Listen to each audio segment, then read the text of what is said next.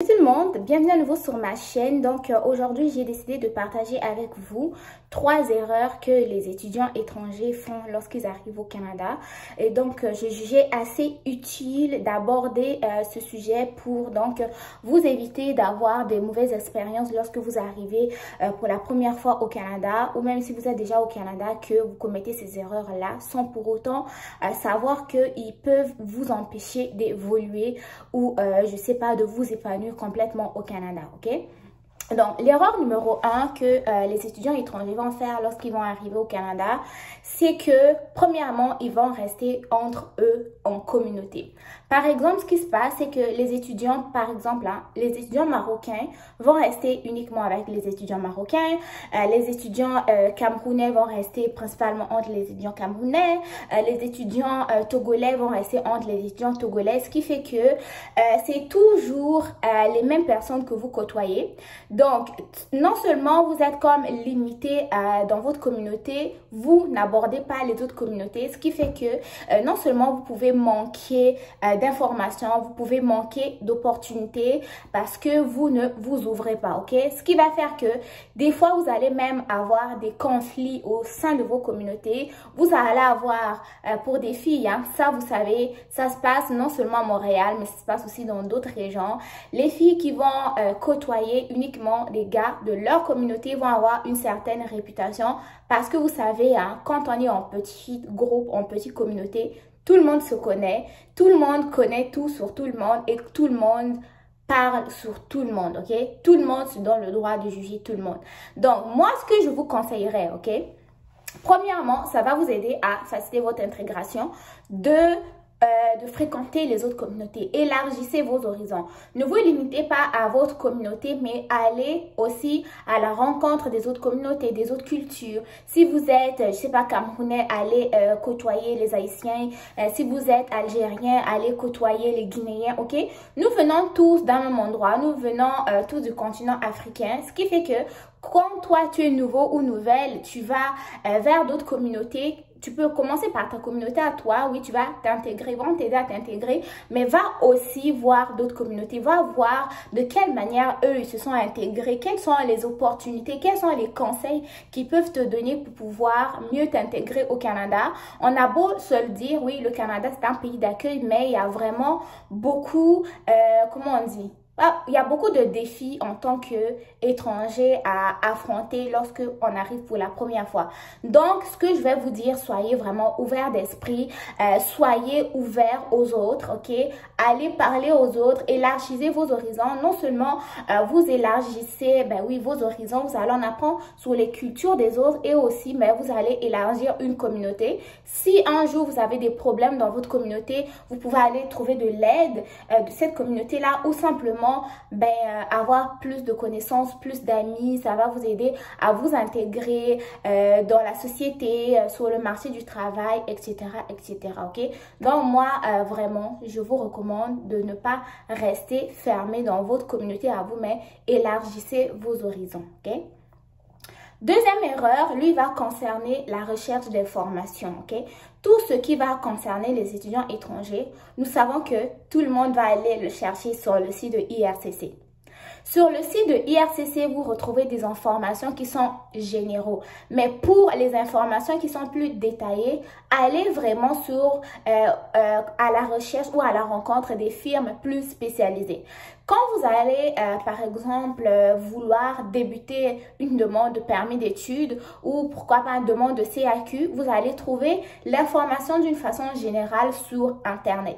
Cependant, si vous allez voir des consultants en immigration, eux, ils vont vraiment vous renseigner terre à terre. Vous allez vous asseoir avec eux. S'ils proposent des séances de coaching, pourquoi pas, vous allez prendre des sessions avec eux. Ils vont vous expliquer, va chercher tel document à telle place. Si par exemple, tu es au Togo, tu cherches, tu sais pas comment on fait la photocopie de vos diplômes pour les légaliser. Tu sais pas, il y a des consultants qui ont des cabinets dans des pays, en Afrique, en Europe, en Asie, peu importe par où vous êtes dans le monde. Allez vraiment à la rencontre des consultants en immigration.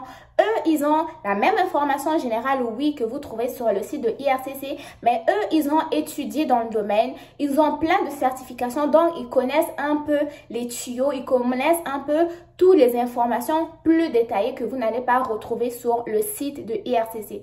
Oui, le site a de l'information, tout ce que vous avez à savoir, mais sachez qu'ils ne peuvent pas mettre quand même toutes les petits détails.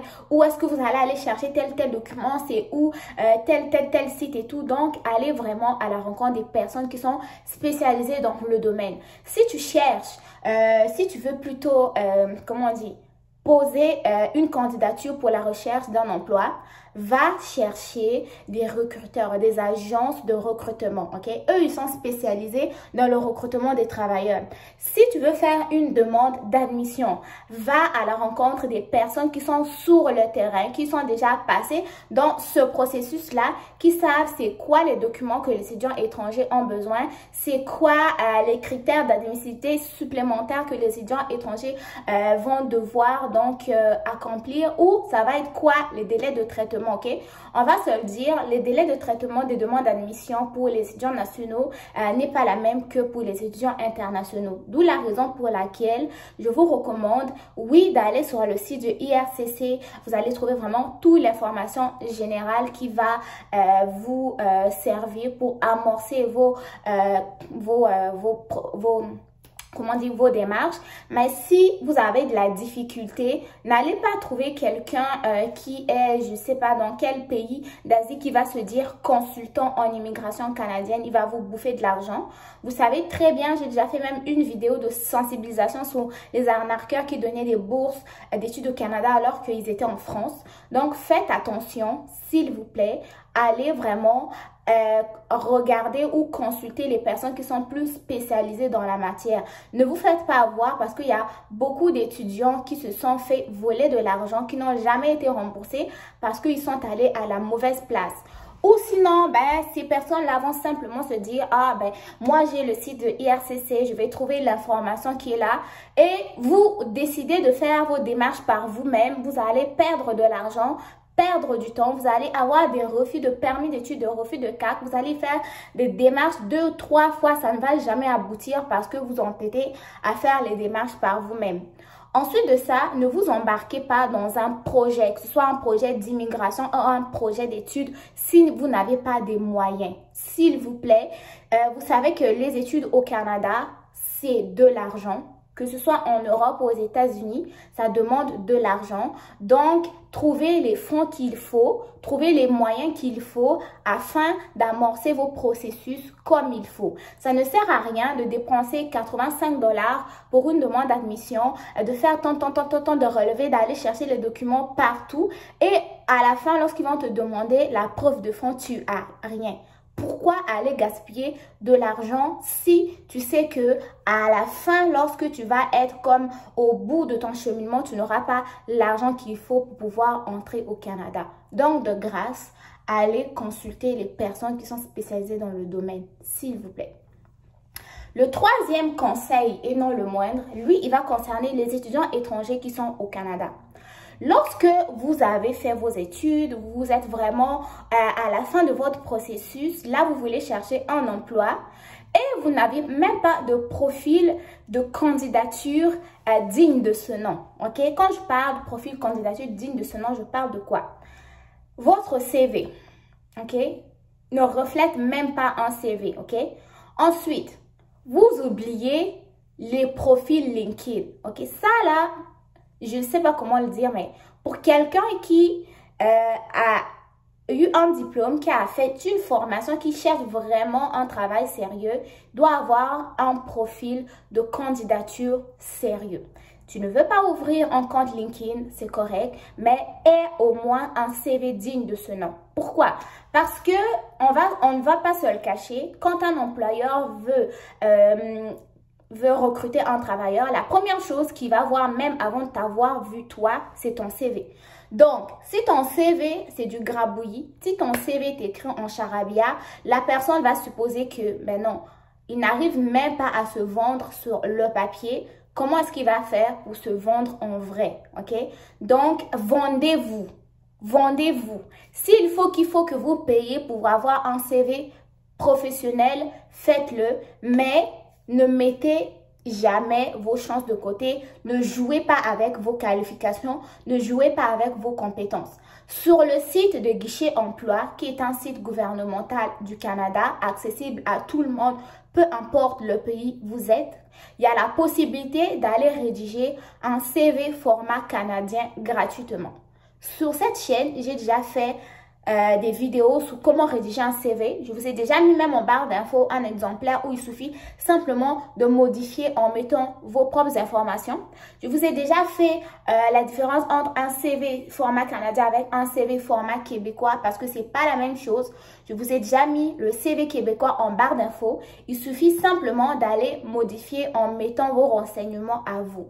Donc, moi, je pense que pour quelqu'un vraiment qui veut se vendre, quelqu'un qui sait sa valeur, quelqu'un qui sait pourquoi est-ce qu'il est là, quelqu'un qui sait pourquoi est-ce qu'il a payé autant d'argent, déjà on paye beaucoup d'argent que les étudiants nationaux. Donc, à la fin de ta formation, pourquoi est-ce que tu ne vas pas te vendre comme il faut afin de récolter tout ce que tu auras sémé? Donc, de grâce. En tout cas, moi, je vous ai partagé ce que j'avais à vous partager. Si ça vous aide, si vous trouvez que ça va vous aider, tant mieux. Pour ceux qui trouvent que c'est inutile, bon, tant mieux aussi. Mais si toi, tu penses que ce que je t'ai dit pourra t'aider, n'hésite pas à liker ma vidéo, à la partager. Si tu viens de me découvrir, ben, c'est Alliance M Éducation. Je suis là pour te partager mes connaissances, enfin, tout ce que je peux te partager concernant les études au Canada. N'hésite pas à t'abonner et je te dis à très bientôt pour une nouvelle vidéo. Prenez soin de vous et bon succès dans vos différentes démarches. Bye bye.